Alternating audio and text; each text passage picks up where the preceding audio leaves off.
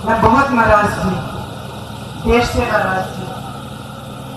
मैंने देश को अपनी अमानत भेजी, अपने पिताजी दिए और देश ने सुरक्षित नहीं रखे।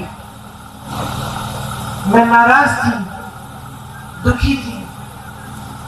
मैं सोचती थी कि मेरा दुख कोई समझ नहीं पाएगा। मेरे पिताजी वापस नहीं आए। टुकड़ों में खून से लथपथ एक झंडे में लपेटे हुए उनके शरीर के टुकड़े में घर लगी।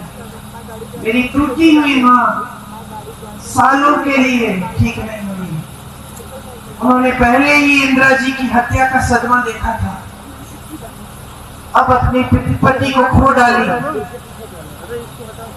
बहुत दिनों के लिए खाती नहीं थी, सिर्फ नींबू पानी पीती थी, 2-4 गिलास, मुश्किल से जबरदस्ती करके खिलाती थी। बाहर नहीं जाती थी, किसी से बातचीत नहीं करती थी। 7 सालों के लिए घर के अंदर ही रही, ज्यादा बाहर गई नहीं। उस सदमे से बाहर निकल नहीं पाई। 7 सालों बाद उनको लगा कि कांग्रेस पार्टी संकट में है। उस समय ऐसा लग रहा था कि एक और बार चुनाव आ रहा है, भाजपा उभर सकती है। कांग्रेस पार्टी टूटने वाली थी। तमाम नेता आ रहे थे उनके पास कि राजनीति में आइए, राजनीति में आइए। उनकी बेटी थी,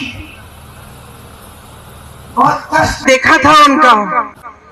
मैंने मना किया, मैंने कहा राजनीति में मत आओ, ये लोग तुम्हारा इस्तेमाल करेंगे, तुम्हें भी कुछ हो जाएगा, छोड़ दो, कोई जरूरत नहीं है, संभल जाएगी पार्टी, कोई संभाल लेगा, कोई नेता बन जाएगा।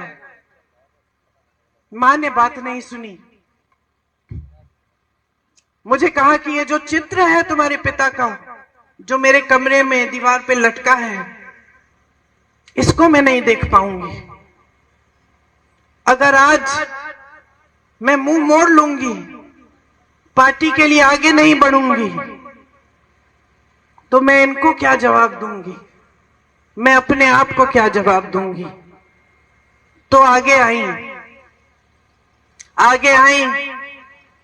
तो ये स्पष्ट था कि पहला चुनाव उन्हें अमेठी से ही लड़ना था। ये पिताजी की कर्म भूमि थी।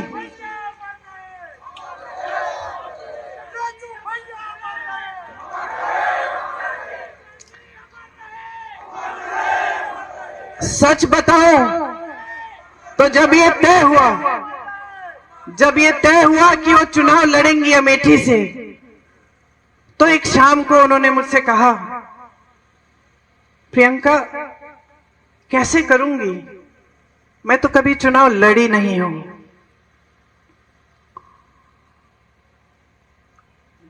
पलक नहीं झपकाई मैंने कहा मां, ये चुनाव मैं आपको लड़के दूंगी, आप आओ मत अमेठी, मैं अमेठी को संभालूंगी।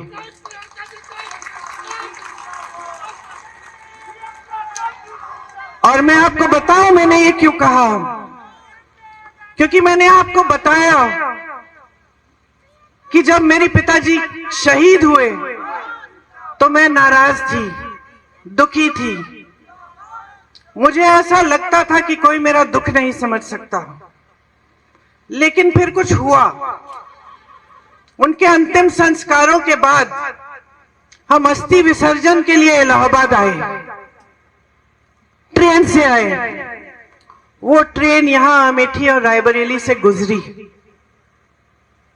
मैं बहुत दुखी थी, ट्रेन में बैठी थी, रात हो गई थी। ट्रेन यहां के स्टेशन पे रुकी। मुझे आज तक वो क्षण याद है। मैंने खिड़की से बाहर देखा और मैंने देखा कि ये तो बहुत लोग मेरी तरह रो रहे हैं, फूट फूट के रो रहे हैं।